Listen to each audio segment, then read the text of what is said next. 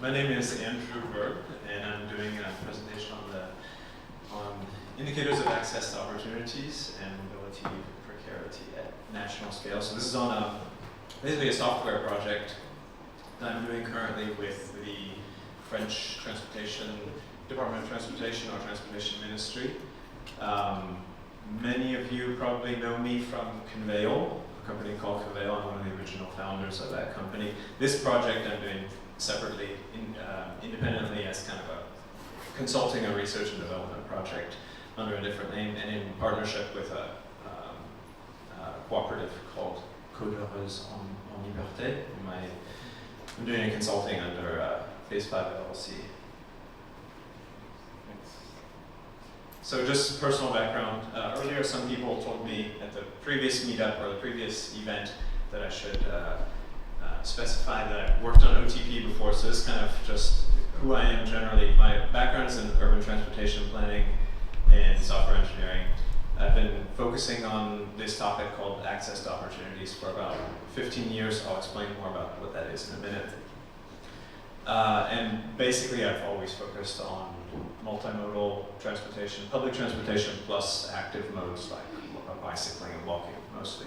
So I worked on Open Trip Planner for a long time, which is a successful open source journey planning software that's kind of used around the world, a lot in Scandinavia.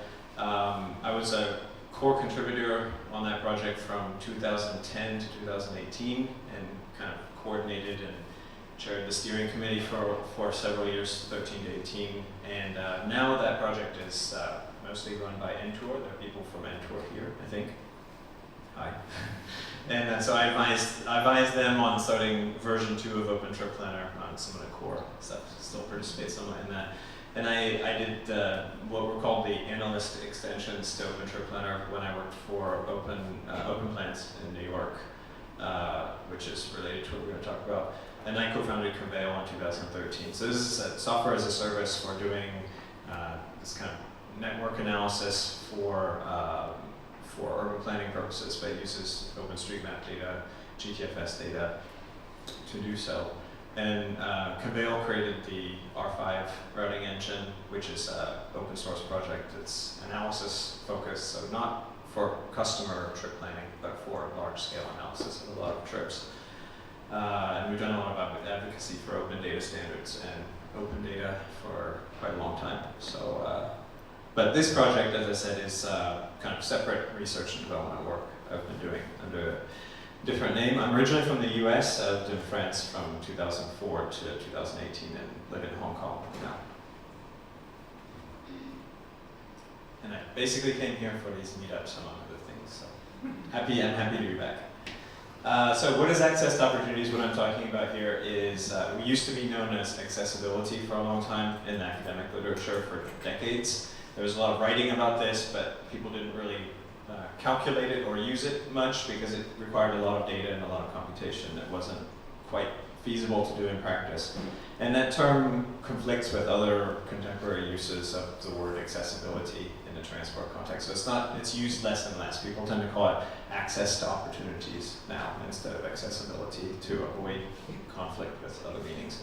So a cumulative access to opportunities indicator is basically just a number that says how many things of a certain category you can reach in a certain number of minutes, and that number accumulates, goes up as time increases. As you move away from a point, you could, for example, reach more and more employment opportunities that would be suitable for you, something like that. There's a different way to do this called dual access. The name is a little confusing, but it's just using a mathematical term, but it's kind of the opposite of this, which is how long does it take to reach 1, 2, 3, 4, 5 opportunities, which is more useful for things like hospitals or schools or that kind of thing.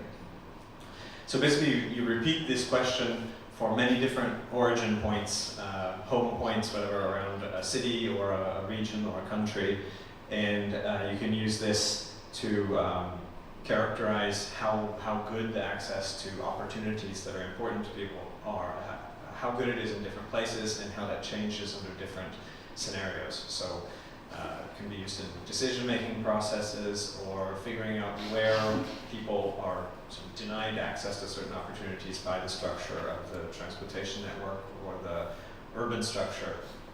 So this is basically most of my work has been using data sources like GTFS and OpenStreetMap, but for, I missed a word there, but for urban planning purposes rather than passenger-facing journey planning. So it's planning, decision support, cost-benefit analysis, this kind of thing. And this concept of access to opportunities, after several decades of people wanting to use this and favor this kind of approach over older, different approaches, it's finally really starting to appear a lot in policy goals and planning processes, largely because we as in I, Conveil, and a lot of other companies, some of whom are here, have made the software to calculate this stuff and put it in the hands of people who do make decisions. So the project we're talking about is with DGITM. So this is basically the French Department of Transportation or Transport Ministry, national level. I'm working together with, again, Coup de Raison en Liberté, and the members of that cooperative have worked together on a lot of other transportation data projects. And we've all worked together, this kind of group has worked together previous year on doing an OpenTripPlanner feasibility study for using OpenTripPlanner at a national scale in France. So this project, the project I'm talking about is from January through June of this year, is following up on work that I did under Phase 5 in 2023 and 24. So just identifying, evaluating, prototyping some optimizations for the kind of analysis I was talking about before that would allow it to be used at a very big scale. So typically we do this analysis for like a single city or regional level small countries who are kind of pushing the limits for a while, like the Netherlands or Switzerland. It was possible, but it was pushing the limits. So trying to make this work for entire larger countries like France. And also ensuring that this kind of tooling is readily available for people to reuse and modify and see how it works so they understand what results they're getting. So in line with kind of open source principles. And the eventual goal here, why we're working with DGITM, is that we want to be able to characterize how access to public services varies throughout the national territory and where there are problems, where things need to be improved. Thanks. So just a general idea of what we're doing calculation-wise, for a lot of different origin points, typically using cells that are small, like 100 meters. For every minute in a window of time, they can depart from that place, and for every destination in that whole set, you find the travel times and extract some numbers from that distribution of travel times, and for some threshold values, like say 30 minutes or 45 minutes, you see how many of something you can reach, as I described before. Next. So this is a lot of calculation. If you do this 100 meter cells in Ile-de-France, for example, you start getting really big numbers, 10 to the 12th origin destination pairs, 10 to the 14th travel times. It gets very big, and the bigger the area you analyze, it doesn't grow linearly, it gets really, really big. It goes up as roughly the fourth power of the size. So you go from a region to a whole country, this gets very, very slow and very big. So you need a lot of optimizations, even for the simple case, and for the national scale, we need some new optimizations, and this project is about trying some of those out and seeing what worked. Next slide, please. So basically, I will skip the things that didn't give much benefit, and basically what we ended up doing was a kind of dynamic tile-based computation. So instead of computing everything for every cell every time, there's a lot of splitting everything into small patches and then deciding dynamically for every origin point which patches are relevant and skipping the ones that aren't. So for a whole country, looking at say a 45-minute travel time, you can skip almost everything and work on just small pieces of it, and this is very effective. Even with a network of all of France, working with sort of the current state of advancement of this, it's possible to produce isochrones, which is to say, display on the map which area is reachable, which is the same information you need to do these calculations. You can produce that fast enough that it basically updates smoothly in real time as you move the origin point. So it's very quick, fast enough to do the work we need to do. Some of this is going to be more of interest to people who are interested in the software side of it. We can talk about it afterward, but there are some design goals beyond the ones that were specified by the Department of Transportation, which were more other things we wanted to try out as kind of proof of concept. So the software has been, we tried to make everything as simple as possible to make it readily deployable as kind of one unit that somebody a bit familiar with software development could copy, install, and use fairly easily. And then take advantage of some other techniques and innovations. So using GPU graphics processing to do everything with vector maps, using a lot of newer techniques to get more interactive display. This is, I think I somehow ended up with two of the same title. Not title, slide. In order to provide further scaling, there's a lot of parallelization. So on a single machine, it will generally use all available cores, and there's some mechanisms to scale it up to additional machines, additional compute nodes, which are not very complete, but the ideas are very simple. It should allow people to make use of hardware they have around extra machines to speed up the process, because again, we're talking about a lot of computation here. Ideally, we want to get to the point where you can do some reasonably large analysis on, say, a large region, but start the thing and have results the next day when you come back to it, for example. Next slide. There's a lot of very opinionated choices in the front-end design too, which if anyone wants to talk about later, we can, but it's all oriented toward extreme simplification that may make it more accessible, modifiable, reusable by people who do not have as much of a front-end background. There's a lot of people who work on this stuff who are coming from an engineering background or another background and are not front-end specialists. So some of these choices are kind of extreme, but almost as kind of a proof of concept. But happy to talk about that with anyone who's interested. So that's been a lot of text. Oh, there's a little bit more text. There are images after this. We still. Okay. So this kind of licensing questions. This uses Conveil R5 for the routing currently. That's MIT licensed. Working on some other possible new modules in Rust. The new work here is going to be at first source available at the end of the project. It is proprietary, but will be available for study non-commercial reuse for students, public research, advocacy, and of course for the French Transportation Ministry. But yeah, these details we can talk about. Let's move on to some images. So this is basically what the interface looks like.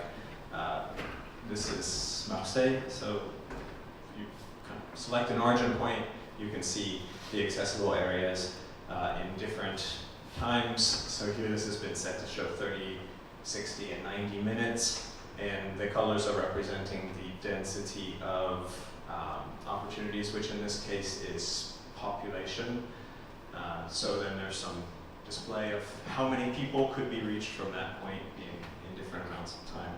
Some tables. All this updates in real time as you interact with it. Next slide.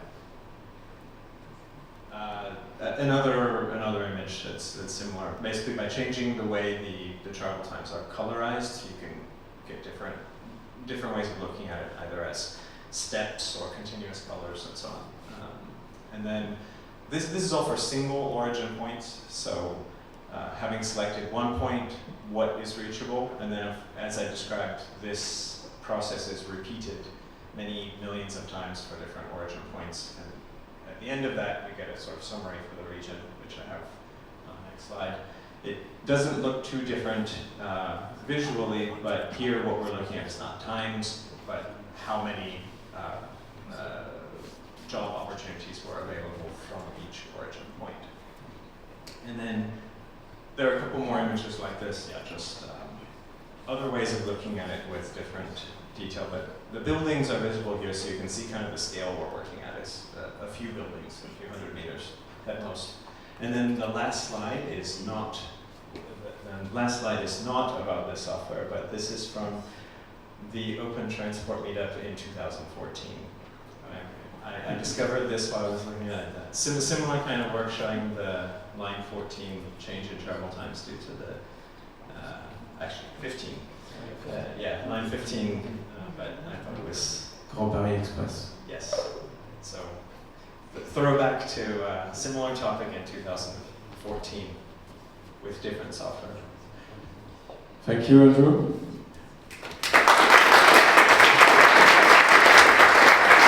Do you have questions? In English or in French? He speaks very, very good French.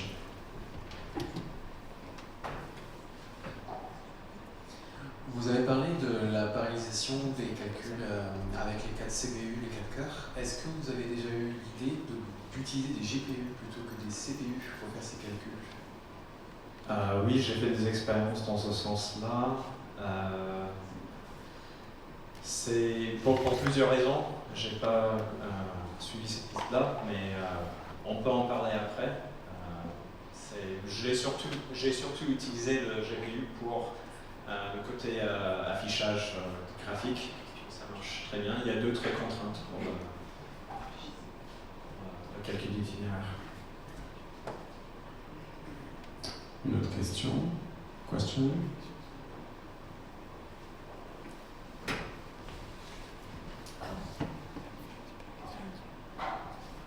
You wrote that it's fully parallelized. That means that the algorithm, like Raptor or algorithm or something like that, is fully parallel, or you just run many instances of this parallel of the algorithm in parallel. Yeah, this kind of calculation is very. I was talking about the case where you're analyzing a whole region. The single origin case is fast enough at this point that it basically doesn't need to be parallelized. You can create a result in one frame of video rendering, so it's not, or a couple frames, so you don't really need to. But the problem of doing the whole region is what is referred to as an embarrassingly parallel problem. So it's you can just run lots of copies of the same thing. It's actually very easy to parallelize compared to some problems. Yeah, makes sense. Thank you.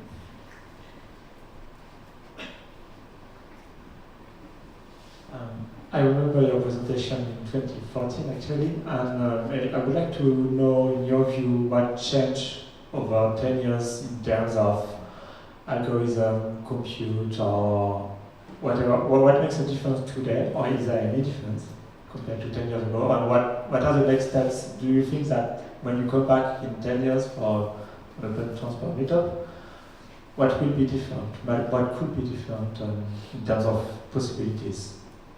So this image, which was made with OpenTripPlanner, with the analysis extensions to OpenTripPlanner, is it does have surprisingly a lot of things in common with what we're doing now, but OpenTripPlanner at that time was much, much slower than it is now, and OpenTripPlanner 2 is significantly better than it was at the time, largely through integrating some of the same routing ideas, technology, as you could say, that is in the library that I'm using here. So it's largely just that it is a lot faster. I hesitate to describe it that way because the way it's organized is better, I guess you could say, in a lot of ways, but it's mainly much faster. And it wasn't annoying to wait 2 seconds to see this image when you selected an origin point, but between, say, 20 milliseconds and 2 seconds, the speed up is so significant that when you want to do it 1 million times or 10 million times, it matters. It's the difference between having a result tomorrow and just never knowing when you're going to get an answer.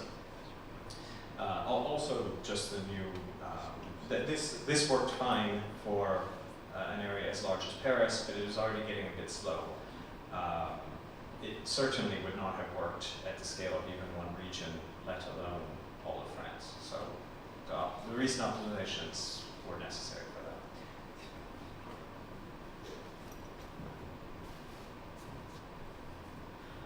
you. It's okay? Thank you, Andrew. Next presentation. Thanks.